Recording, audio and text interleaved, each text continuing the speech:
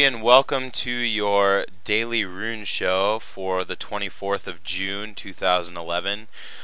Today we're going to be talking about some updates for RuneScape that are coming, that are here, and yeah, we're going to have a great show for you today.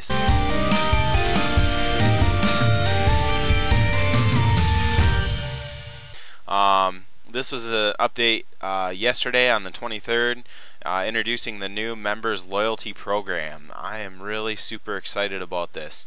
And I'm just going to go ahead and read this. Being a RuneScape member means more activities, more quests, and more skills. From June the 28th, that's next Tuesday, which is usually Server Tuesday when they do updates. It will also mean access to a fleet of unlockables and exclusive rewards with the introduction of the members loyalty program. The concept is simple. Being a member earns you loyalty points that can be traded for rewards, including an array of new clothes, brand new and exclusive emotes, and perhaps even exciting of all an arsenal of gameplay enhancing auroras. So some of the rewards are just too glorious to fit into your existing inventory, and the loyalty program members will also enjoy an additional equipment slot created for exclusive loyalty program auroras. Only current members will receive enough loyalty points to immediately make the most of this program slot. To take full advantage of this and all other rewards available, subscribe today. Yeah, so I'm really super excited about this. We have not gotten an inventory or a new slot. I guess you could count summoning familiars as new slots, but we haven't gotten a new equipment slot. I don't even know. RuneScape Classic, it has to be. So I mean, you gotta realize how incredibly exciting this is for a die-hard RuneScape player.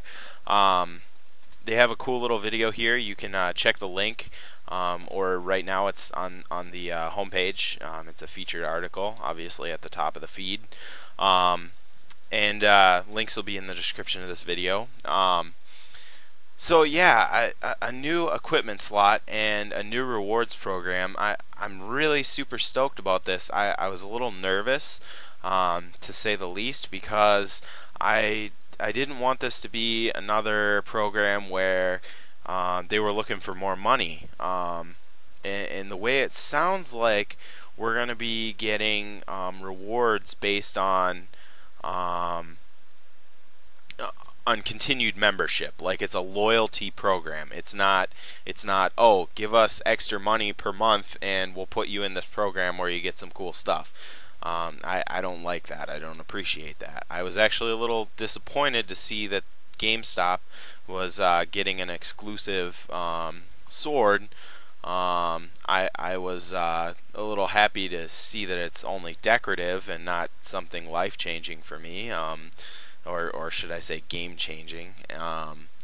But like I said, I was kind of a little disappointed to see that.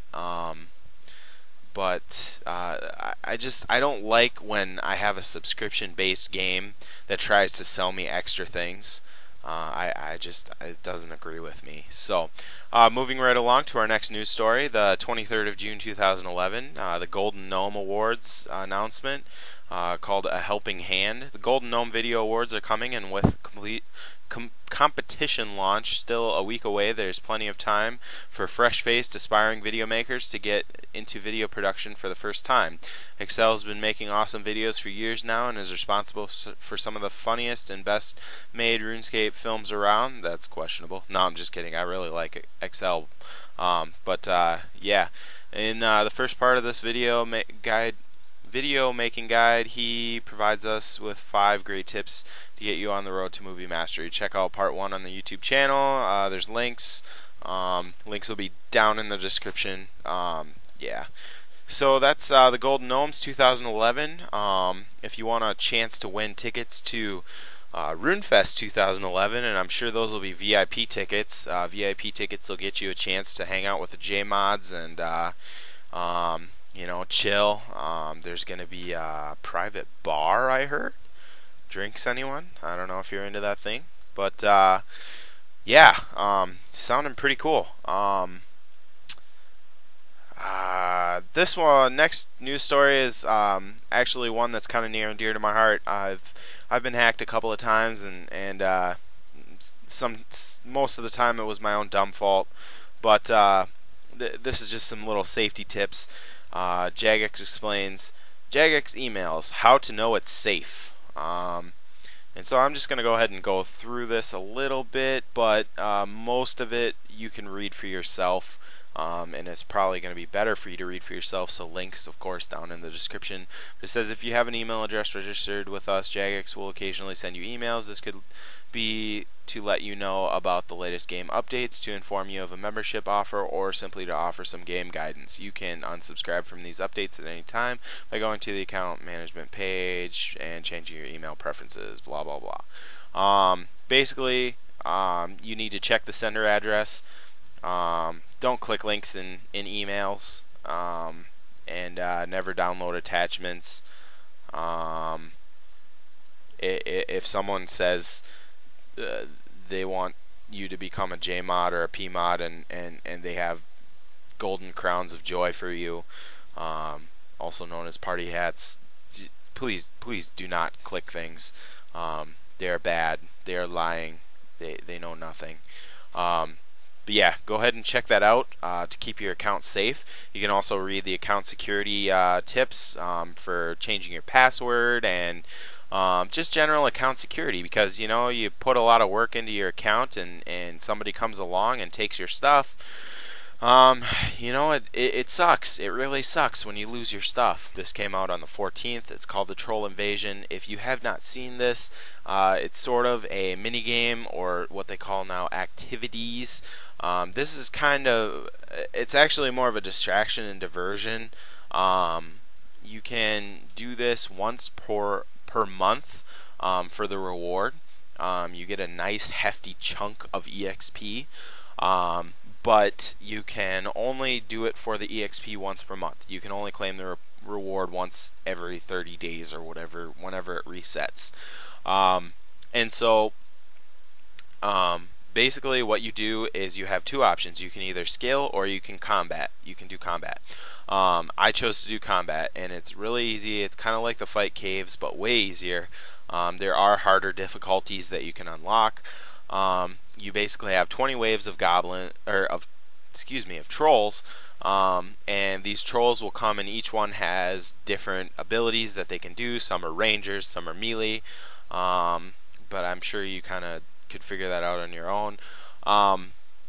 Basically, you have to keep fighting until you get to wave 20 and beat the boss one. He's like 200 and something, and when you finish that, then you get out and you get your little EXP thing that you can choose what skill you want it to go into.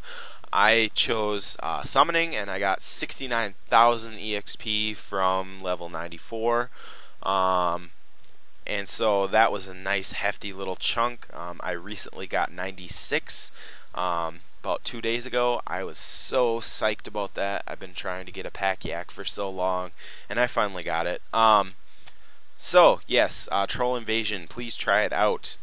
If you're wondering where this is, it is north of the Warriors Guild, kind of below the Troll Mountain, and the entrance to God Wars Dungeon way south of that, just above the Warriors Guild, right next to it. The lore section. Today we're going to be reading The Legend of Arav, Part 1. And so this comes from an anonymous author. It's a reprint from the scroll named Arav of Aravak, the hero of men. Original date of writing is unknown. The Legend of Arav is almost a founding document for the city of Varak. In ancient times, when first men came to this land, they founded the village of Avarak, where Varak now stands. And Arav was their first and greatest hero. The lengthy tale explains how Arav came to be, how he carried himself as a man, and how his doom came upon him. In many times of darkness and fear, the people of Varak still turn to the story as a beacon of hope. For in those days before the power of runes, man could protect himself from the horrors of the necromancer. Surely he could still protect. Surely we can still protect ourselves now. And that's an excerpt from Raldo. Childhood of a hero. Again tells us that a mighty hero was born near the town we now call Varrock, but no record of his birth or parents were ever found. A wandering group of travelers seeking sanctuary from the goblins and orcs that infest the land found a human child while following a river on a day when both sun and moon were mingled in the sky. The child was unusually tall for one so young, with dark eyes and a fierce countenance, yet fair hair and skin, and a kind smile. The elders of the tribe saw this child as a good omen, and decided that they should set up camp in this place, and named their camp Avarak. The child was brought into the camp and raised as their own child, and they taught him how to hunt and how to farm, and how to kill, for times of legend were harsh and cruel. And the tribe's greatest hunter taught the young man of the tribe skills of hunting. He taught them the skill of silence and of the parts of animals that cause sickness and should be removed before eating, and where to stand in the wind and streams so that animals could not detect the hunter's presence, and of tracking the prey in the forest through which they moved. And the child was more gifted than the rest of the young adults, as well as standing a head taller. When the time came for the young men to hunt their first animals alone, the child brought back to the camp a large stag with fair white skin and deep red eyes, and the elders saw this as a good omen. And the tribe's greatest farmer taught the young man the importance of farming well, and the times of the calendar that seeds would grow best, and of the changes in the clouds that showed how crops would grow, and of growing certain crops together to prevent the sprouting crops from being consumed by the birds and by the pests of the land. And when it came for the crops to be harvested, all were awed by the height of the child's grain, and the succulence of his fruit. And the elders saw that this was a good omen for the village. And when the tribe's mightiest warrior taught the young men how to fight, all were amazed at the powers of the child, for he moved as though he had been born with a sword drawn, and his strength and speed were equal to men twice his size and age. And the elders of the village saw how fortunate they were that such a mighty warrior should have been discovered unto them. Came the 10th year after finding the child, and by all reckonings they took the child to be around 12 years old, yet the child was still unnamed.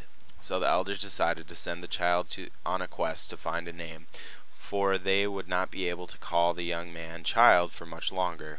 And they said to him, "Go forth and bring back a name, that your people may know you." So the child left the lands around the village for the first time since he had been found.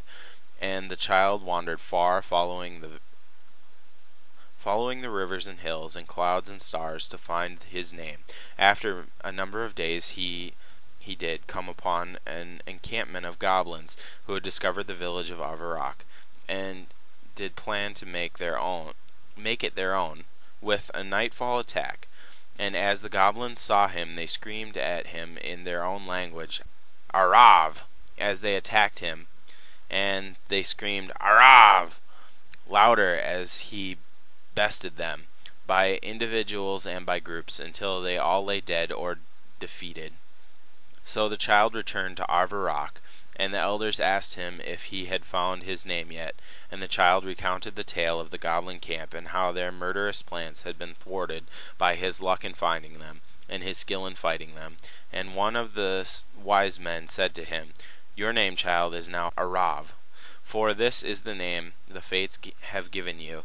It is a curse word in goblin tongue. The fates have decided your true name to be a curse upon goblins, for that is what you truly are." All agreed that it was a good name, and much rejoicing was had for the village, for the village had been spared the sword and the flame. And as Arav grew, so did the village of Avarak, for it was situated on fertile land and became prosperous, as the tale of Arav's defeat of the goblins spread among both humans and goblins, the village grew larger as humans came to live there in peace, and goblins stayed away, for they were fearful of Arav, the curse of goblins. Next week we'll start on part 2 of Arav. And so hopefully you enjoy that story. You can find a link to the lore that we're going through down in the description.